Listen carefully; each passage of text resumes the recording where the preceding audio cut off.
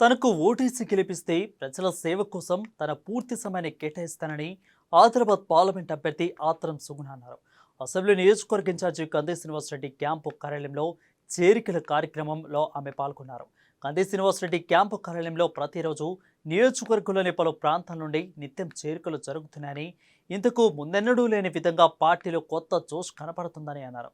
తాజాగా జైనత్ మండలం నీరాల గ్రామస్తులు మైనార్టీ నాయకులు కయ్యం ఆధ్వర్యంలో కంది శ్రీనివాసరెడ్డి సమక్షంలో కాంగ్రెస్ పార్టీలో చేరారు. అలాగే ఆదిలాబాద్ పట్టణంలోని టీచర్స్ కాలనీ, విద్యానగర్, బంగారీగూడ కాలనీ నుండి వచ్చి పెద్ద సంఖ్యలో కాంగ్రెస్ పార్టీలో చేరారు. వారందరికీ ఆదిలాబాద్ పార్లమెంట్ ఎంపీ అభ్యర్థి ఆత్రం సుగుణ, కంది శ్రీనివాసరెడ్డి కండువాలు కప్పి సాదరంగా పార్టీలకు ఆహ్వానించారు. మన ముందున్న లక్ష్యం ఒక్కటేనని, అది పార్లమెంట్ ఎన్నికల్లో ఆత్రం సుగుణ విజయమని కంది శ్రీనివాసరెడ్డి అన్నారు. ప్రతి ఒక్కరూ ఆమె విజయం కోసం కంకణబద్దులై పనిచేయాలని పిలుపునిచ్చారు. 2 లక్షల మెజార్టీతో గెలిపించాలని కోరారు. ఆదిలాబాద్ నుండి 50,000కు పైగా మెజారిటీ వస్తుందని ఆశాభావం వ్యక్తం చేశారు.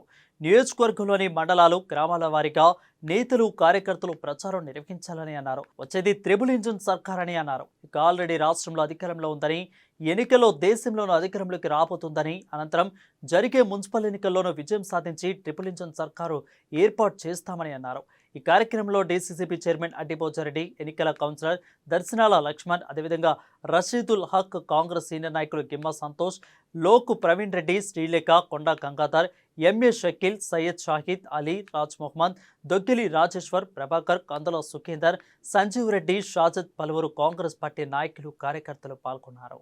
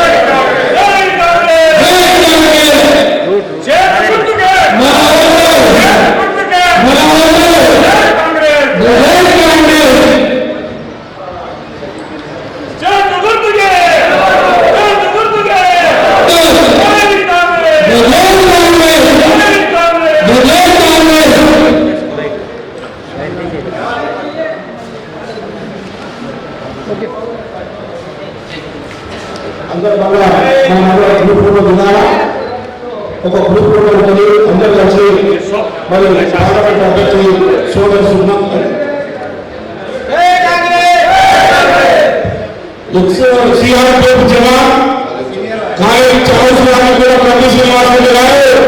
కాంగ్రెస్ పార్టీలోకి చాలా మంది ఆలోచించవలసిందిగా కోరుతా ఉన్నాను. కాంగ్రెస్ గారు ఎక్స్ జవాన్ రిటైర్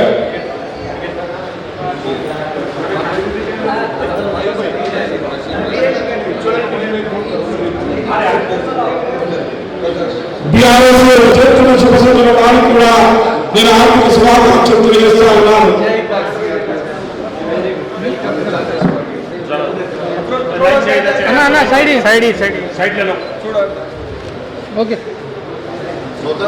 ప్రకాష్ గారు కార్యదర్శి ఎస్సీసీ అధ్యక్షుడు వారిని కాంగ్రెస్ పార్టీ ఉన్నారు.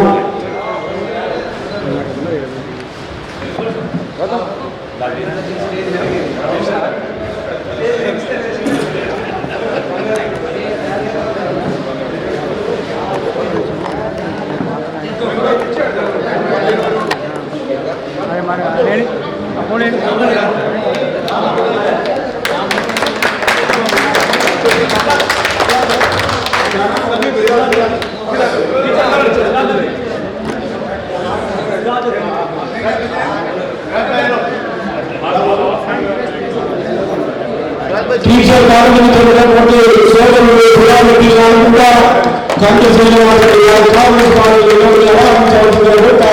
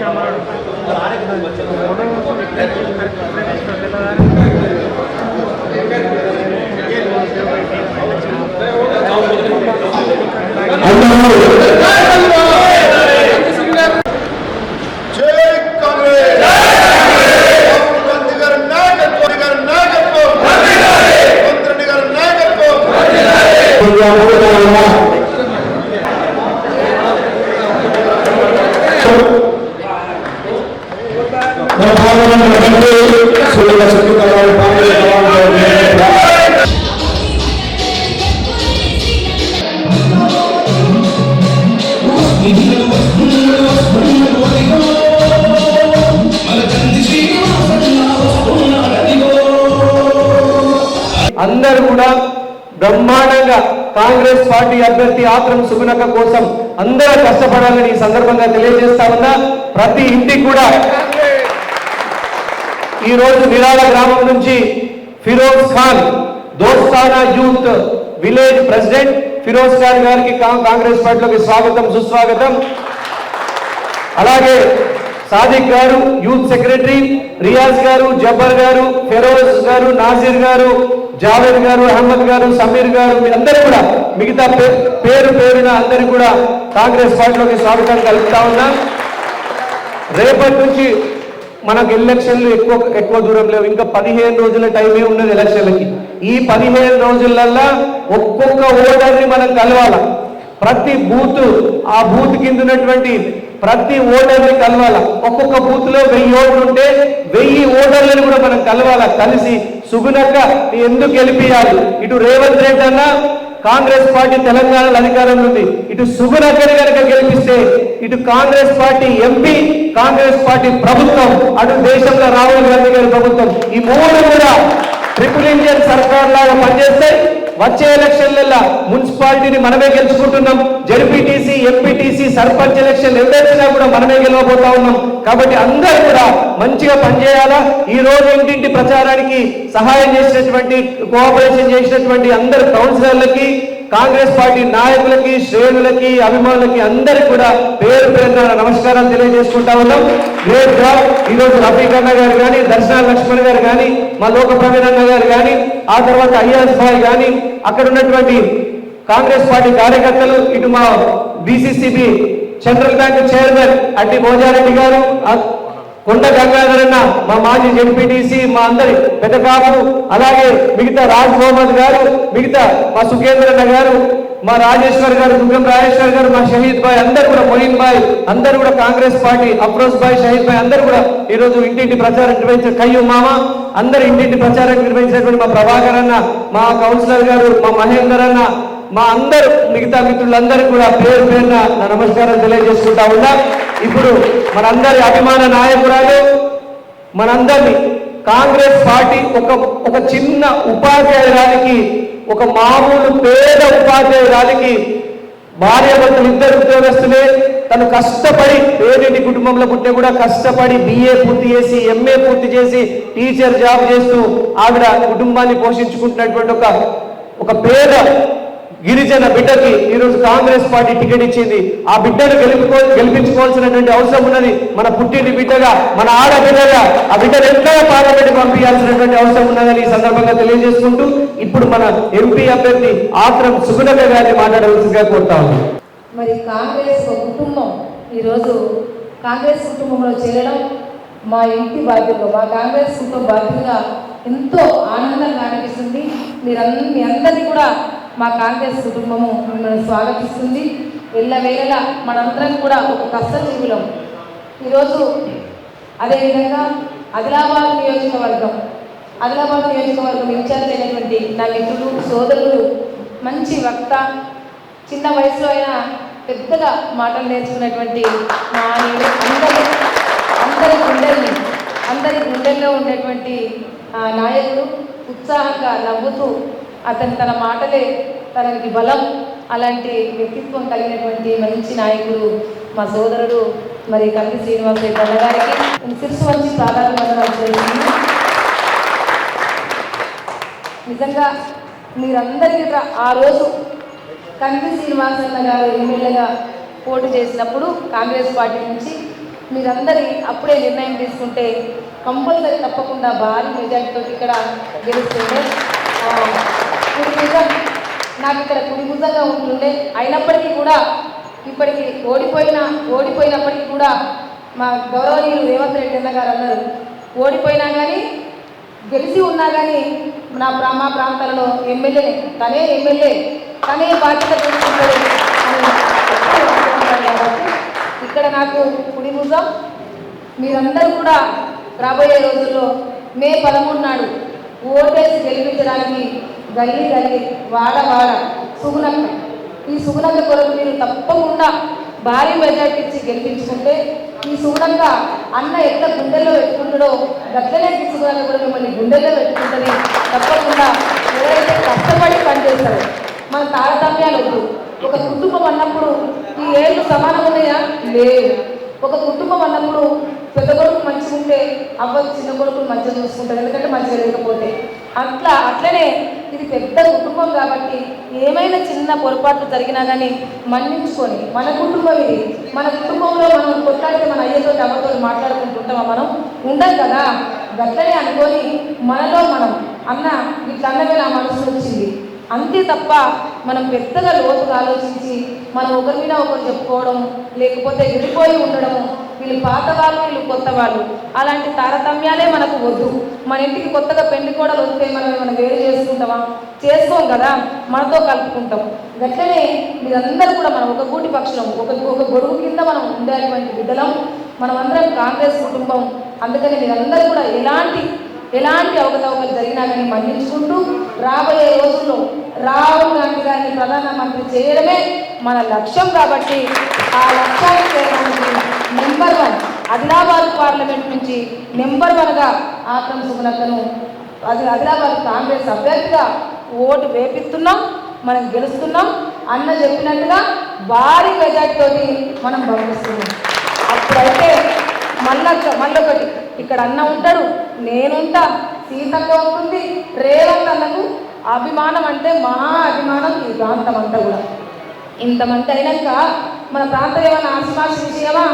గల్ల వేసుకొని తిరుగుతాం రేపటి రోజుల్లో మనం, అంతే కదా.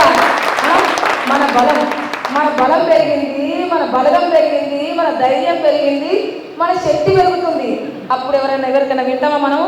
అట్లా పెరగడానికి ఎలాంటి మనం మనసులో పెట్టుకోకుండా కాంగ్రెస్ పార్టీ గెలిపే లక్ష్యం, మన ప్రాంత అభివృద్ధి లక్ష్యంగా మనం అందరం కూడా పాటుపడాలి. ఒక్క అవకాశం ఈ ఆడబిడ్డకి ఇవ్వాలి కదా. గతంలో మనం చూసినాం, బీఆర్ఎస్ బీజేపీలను చూసినాం, గోడం నాగేష్ దాకా ఒక సీఎంఏ తక్కువ కదా. 3 సార్లు ఎమ్మెల్యే, ఒకసారి ఎంపీ, ఒకసారి మినిస్టర్. అలా నుంచి రాజకీయం అనుభవిస్తున్నారు. కోట్ల రూపాయలు సంపాదించినా కానీ అస్సలు అతనికి మనసు పడతలేదు. ఇంకా సంపాదించుకోవాలి. బీఆర్ఎస్ వాళ్ళు టికెట్ ఇవ్వలేదు, ఆయన ఎక్కడ గెలుతాడు అనేసి. మరి ఇప్పుడు బీజేపీ పోలీసులు టికెట్ ఇచ్చారు. మరి దేశం అక్కడ టికెట్ దేశం ఎట్లా పార్లమెంట్ మొత్తం ఎక్కడ చూసుకుంటాడు? ఒక్క నియోజకవర్గమే చూసుకున్నటువంటి వ్యక్తి 7 నియోజకవర్గాలు చూసుకుంటాడా? అలా పిచ్చి. కానీ నేను పోరాటం చేసిన దేనికి యూనివర్సిటీ, గిరిజన యూనివర్సిటీ ఇవ్వండి అయ్యా. ఇక్కడ అందరూ కూడా సబ్బండ వర్గాల కులాలు ఉన్నాయి. ఎస్సీ, ఎస్టీ, బీసీ, మైనార్టీ అన్ని వర్గాల కులాలు ఉన్నాయి ఇక్కడ. కాబట్టి వాళ్ళందరూ కూడా చదువుకొని ఇక్కడే ఉద్యోగాలు చేసి, ఇక్కడే చదువుకొని ఇక్కడే ఉద్యోగాలు చేస్తే మా ప్రాంతం అంతా అభివృద్ధి చెందుతుందని అడిగితే, అప్పుడు ఈ గోడం నాగేష్ ఎక్కడ ఉండే తెలుసా? బీఆర్ఎస్లో ఉండే. అప్పుడు ఎంపీ క్యాండిడేట్గా ఉండే. ఇక్కడ అయితే 15 మంది మీద కేసు పెట్టి ఇప్పటికీ కేసు నడుస్తున్నా నేను. ఇప్పటికీ ఇదేనా? అసలుడట ప్రజల మధ్య ఉంటాడట, ప్రజల సమస్యలు తీరుస్తాడా? అలాంటి వ్యక్తులు హామీ ఇస్తున్న ఈ ఆఫీస్లో నేను హామీ ఇస్తున్నాం, మీ పక్షాన ఉంటాం, మీ బలం అవుతాం, మీ ధైర్యం అవుతాం, మీ శక్తి అవుతాం, మీ కష్టాల్లో భాగస్వాములు అవుతాం. మమ్మల్ని నమ్మండి, మాకు ఆస్తులు వద్దు, మీరే మా బలగం, మీరే మా శక్తి, మీ మధ్యలో ఉంటామనేసి హామీ ఇస్తున్నాం. తప్పకుండా రాబోయే రోజుల్లో కాంగ్రెస్ పార్టీని ఇలా బలం చేసుకొని మన అభివృద్ధి చేసుకునే మన లక్ష్యం అని తెలియజేస్తూ ఈ అవకాశం ఇచ్చినటువంటి నా కాంగ్రెస్ కుటుంబానికి ప్రత్యేక ధన్యవాదాలు తెలుస్తూ జై కాంగ్రెస్.